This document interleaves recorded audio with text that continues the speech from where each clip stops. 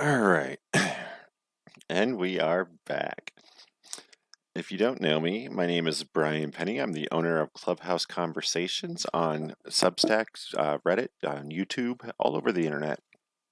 And I am the only person in the entire world who attended all 51 of the Creator First Pilot Season finalist shows. And now that they have the list of the winners, we're going through to break down basically who won, who lost, who should have won, who should have lost, and individually giving them all the attention they deserve. I did a real-time review for each one of these while they were happening on my blog, and now I'm going over and doing video commentary on the blogs that I own. And today we're going over Sacred Realms. So Sacred Realms was a show from Eric Montgomery, PhD, David Ellsworth, and Indrani Pal-Chaudhuri. And they the entire show was basically about indigenous people, indigenous traditions and tribes all around the world. It was people from the North America, from India, from Africa, South America. There were people that were there to basically go over the traditions and all the different values of our people back in the day. And they're all modern because they're clearly obviously alive today.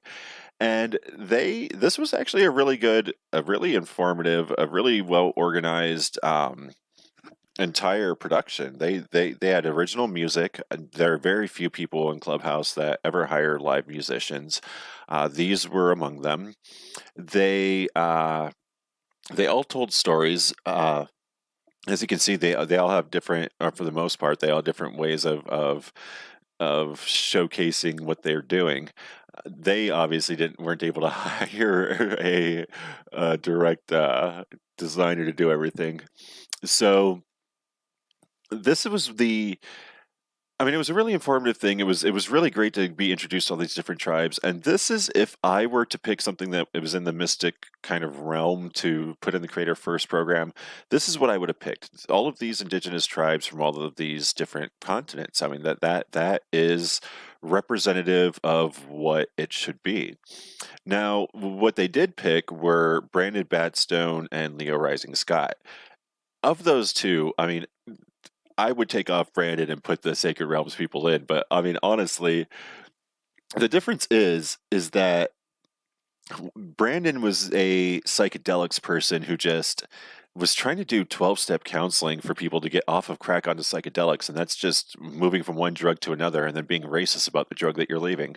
Uh, what Leo is doing is Leo Rising is a westernized version of a lot of the traditional things that were being discussed here from India and Asia and Africa, and that is the kind of thing that I mean it's great that he's living his authentic self, but these are the actual authentic people who still to this day are the ones who come from those cultures, who are fully immersed in it, who that is their legacy to the world essentially. And that Clubhouse chose the westernized colonialized, I can't even talk, colonialized version of this over the authentic mysticism. I mean, that says everything about this platform. They did the same thing on the science. I mean, it doesn't matter if you believe in science or mysticism. Regardless, they picked the untrained people, the amateurs, the crop circle specialists over the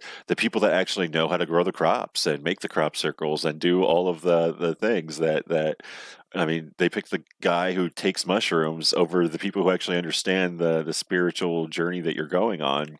They they picked all the wrong people essentially, and this is a good example. I mean, the indigenous tribes across the country, or across the world, across the country too, are among the most stigmatized, marginalized people in the entire world. Everywhere you go, and their stories deserve to be heard. They are the traditions, the legacies, the everything that we came from. That I mean, that is what it is, and it's not even like I mean Eric is not even just that. He's also a PhD. He's also an academic. He also, I mean, there's so many reasons. He's alongside the Harvard Business Review people as to why I don't understand how you plan to combat misinformation when you just push off all of the authentic people, all the academics, all of the scientists, all of the indigenous people, everyone that's authentic, you've pushed them away, and you wonder why there's just misinformation. It's because you hired marketers to give news. They're all fake.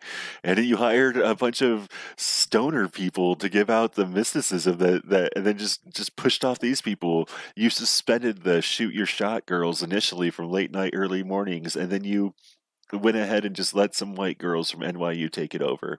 That colonialization is the biggest problem with what's going on in Clubhouse.